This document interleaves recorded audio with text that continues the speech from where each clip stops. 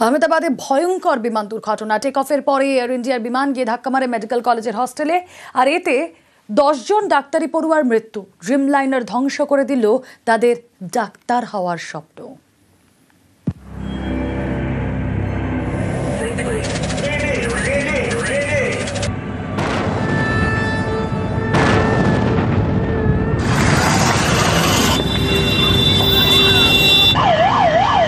বৃহস্পতিবার তখন দুপুর, ড্রিমলাইনার হয়ে উঠল ডেথ লাইনার।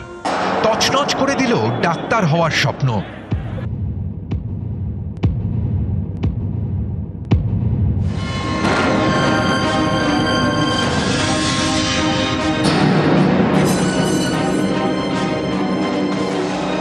সাত মিনিটের মধ্যেই বিপর্যয়।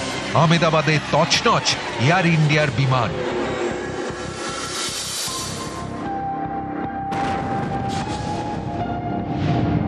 টেক অফের পরেই বিপর্যয়। আহমেদাবাদ বিমানবন্দর থেকে 2.5 কিলোমিটার দূরে বহুতলের ধাক্কা।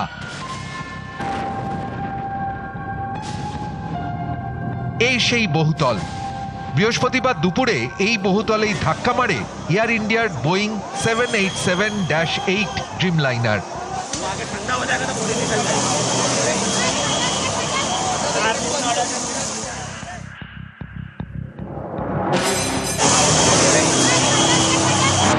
এই বহুতলটি আসলে হোস্টেল, আহমেদাবাদের বিজে মেডিকেল কলেজের হোস্টেল। 154 বছরের পুরনো মেডিকেল কলেজ। ডাক্তার হওয়ার স্বপ্ন নিয়ে এখানে অনেকে পড়তে আসেন। বৃহস্পতিবার এয়ারপোর্টের কাছেই মেঘানী নগরের এই মেডিকেল কলেজের হোস্টেলে এয়ার ইন্ডিয়ার বিমান ভেঙে পড়ে।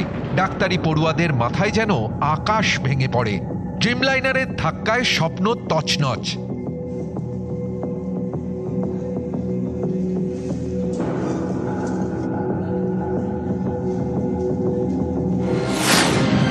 বিমান দুর্ঘটনায় বিজে মেডিকেল কলেজের অন্তত 10 ডাক্তারি পড়ুয়ারা মারা গিয়েছেন।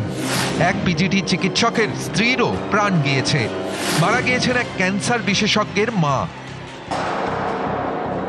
মিনা বেন সুতার ডাক্তার ছেলের সঙ্গে দেখা করতে গিয়েছিলেন আহমেদাবাদে। থাকছিলেন বিজে মেডিকেলের হোস্টেলে। সেই হোস্টেলেই ধাক্কা মারে বোয়িং বিমান। আগুন লাগে হোস্টেলের ডাক্তার্স কোয়ার্টারে। ঝলসে যান মিনা বেন সুতার। घर पे थे तो वहाँ उसके घर के बाजू में ही वो ब्लास्ट हुआ ने, वहाँ जो वो सब आग में लपेट गए वो लोग सब। এয়ার ইন্ডিয়া ড্রিমলাইনারে চড়ে অনেকেই নিজেদের স্বপ্ন পূরণ করতে যাচ্ছিলেন, যেমন বৈভব পটেল।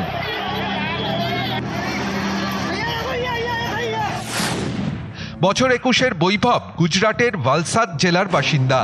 লন্ডন বিশ্ববিদ্যালয়ে যাচ্ছিলেন মাস্টার্স করতে। এ নিয়ে পরিবারের গর্বে শেষ ছিল না। বৃহস্পতিবার দুপুরে বৈভবকে ছাড়তে আহমেদাবাদ বিমানবন্দরে যান তার পরিজনরা। খুশি মনে বাড়ি ফিরে আসেন। তারপরেই দুঃসংবাদ। মাথায় আকাশ ভেঙে পড়ে। ড্রিমলাইনারের স্বপ্ন ধ্বংস।